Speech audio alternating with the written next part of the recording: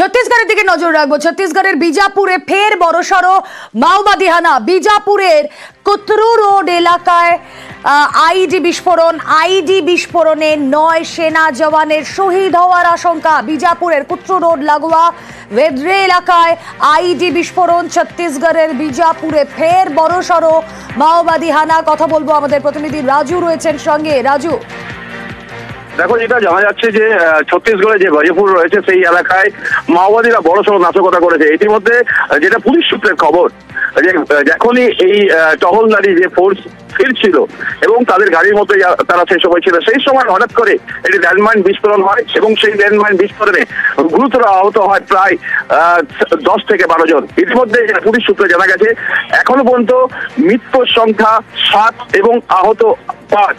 ইতিমধ্যে আরো যেটা জানা যাচ্ছে আরো বেশ কয়েকজন আহত হয়েছে। ইতিমধ্যে যেটা মনে করা হচ্ছে মাওবাদীরা পাল্টা হামলা করলো, কারণ এর আগেই মাওবাদীদের সাথে যে হামলা হয়েছিল তাতে মাওবাদীদের সাথে ইনকাউন্টারে পুলিশ মাওবাদীদেরকে আহত করছিল। সেক্ষেত্রে সেই হামলায় তারা প্রতিবাদ করলো এবং সেখান থেকে আবার তারা নতুন ভাবে ছক করেছিল যাতে পুলিশের উপরে তারা বেশ কয়েকদিন ধরেই নিশানা রেখেছিল এবং সেই ঘটনাই ঘটিয়ে দিল। আজ যখন এই টহলদারি গাড়িটি ঘুরছিল সেই সময় ল্যান্ডমাইন বিস্ফোরণ করে সেখানেই উড়িয়ে দেওয়া হয় এবং সেখানেই যে পুলিশ কর্মীদের দেহ সেখানে পড়ে থাকে এবং পরবর্তী ক্ষেত্রে বিশাল পুলিশ বাহিনী এবং সিআরপিএফ এর বিশাল বাহিনী সেখানে গিয়ে পৌঁছায় এবং সেখান থেকে মৃতদেহ উদ্ধার করেছেন এবং আহতদেরকেও সেখান থেকে উদ্ধার করা হয়েছে। এবং এই এলাকায় ইতিমধ্যে সিআরপি তরফ থেকে বিশেষ তল্লাশি চলছে। মূলত যে এলাকাগুলো রয়েছে জঙ্গল এলাকা বা যে জায়গায় মাওবাদীরা থাকতে পারে সেই জায়গায় এখনো পর্যন্ত চিহ্নি তল্লাশি চালাচ্ছেন সিআরপিএফ। অপরদিকে যৌথভাবে থাকতে পারে এখনো পর্যন্ত কি ধারণা রয়েছে যে কোথায় কোথায় লুকিয়ে থাকতে পারে মাওবাদীরা? দেখো, মূলত ছত্তিশগড়ের মাওবাদীদের একটা বড় আখড়া। সেক্ষেত্রে এই এরকম মাওবাদী হানা কেন, হঠাৎ করে হামলা কেন, আইডি বিস্ফোরণ কেন?